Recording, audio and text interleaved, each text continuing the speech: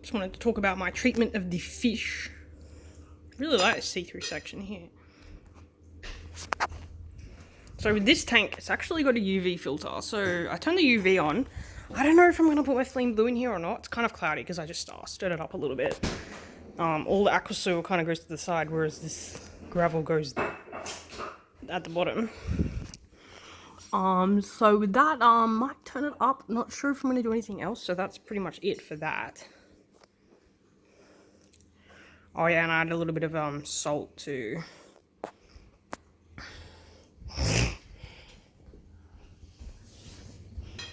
Now this is the one I had done all the work in. More salt in here, and I caught that fish. And then I'm slowly bumping up the temperature, I think 1 degree per hour. Where'd the better go? It's in here somewhere. Oh, there he is. And then I was gonna do an antibiotic swab. That's probably gonna be last. And then I'm gonna put methylene blue in here, and I think that's it. Just turning up the temperature, adding more aeration, methylene blue. Oh, I might turn that filter on. I had it off. I had it off for the better, but with the medication, might need more. Might add some rocks too. Got some new rocks. Remove some of these white ones and add some dark ones. And the other fish is being euthanized at the moment. Wow, so much ink. Can't really get it off when it's like that either. Like, even if I put treatments on it, it's not gonna come off. Pretty much just has to drop off on its own. And then, I wish I had a UV filter in here, but they're too big. I've got a separate UV filter, but that was kind of being saved for when I get a larger tank. I wanted to get some Trident Java Fern for this aquarium, actually.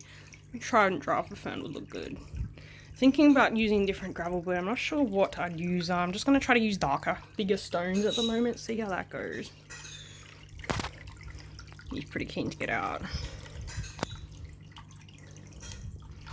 So yeah, we'll see how it goes with the high temperature and the medication. Oh yeah, and I was going to add some, I already added some vitamin C. I was going to add a bit more vitamin C and some lambamsol for its immune response.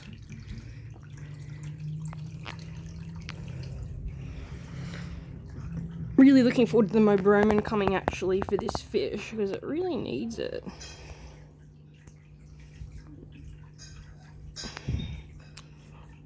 But if I'm lucky, that other stuff might help. So we'll see how that goes. Never seen it go so quickly. My theory is that it was in its gills.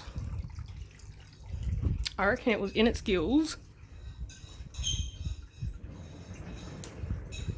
And because I quarantined it for a few days. I don't remember how long it was. I don't think it was a whole week. It must have been at least 3 days.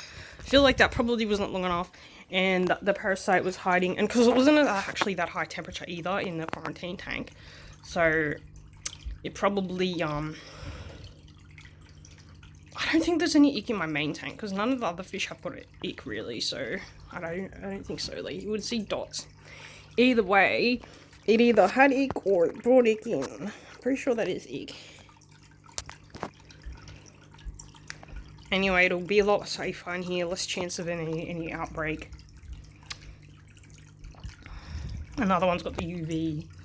Having a mini UV would be good, but the other thing I had anyway is a mini UV, but that's for a pretty large aquarium. I could get a hang over the back UV like the other tank has actually.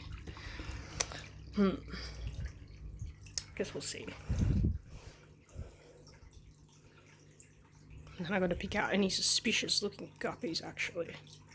So we'll just see how this treatment goes over the next week.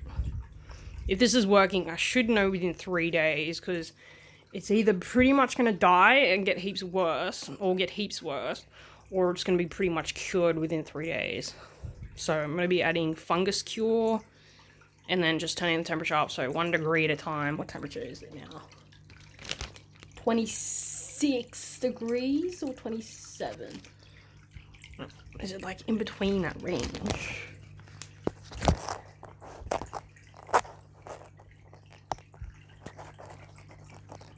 Yeah, 26. It should be higher than that actually. I've already turned it up.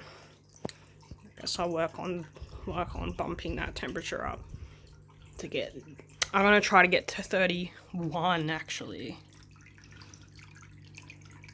So with ick, you pretty much want to get the fish out, and then turn the main tanks heater up heaps, like 1 degree at a time, and then try to treat them in a quarantine tank. But like, you don't really want too many fish in the quarantine tank because like ammonia and stuff is going to make it worse as well.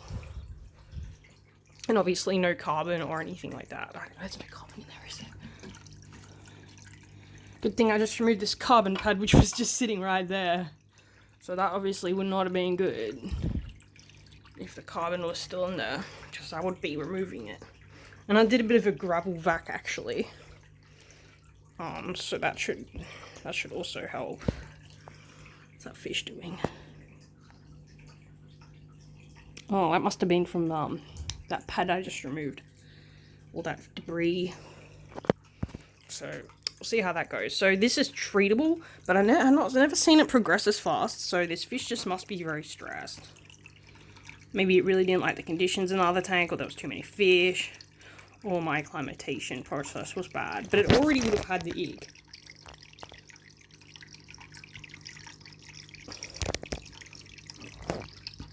So yeah, and with the TB, that's not curable, which is why the other fish was euthanized. And you've really got to, it's a chronic disease, so they die slowly. They're not going to die that fast. And it can be transmitted to the fry, because they grow inside the female guppy. And then they get exposed. And then when they're born, they don't flourish like the other fry. And they'll end up looking kind of thin, and just eventually dying. And that other female looked really, very curved. And it's definitely not scoliosis, because if it was, she would have been born like that, and she obviously wasn't.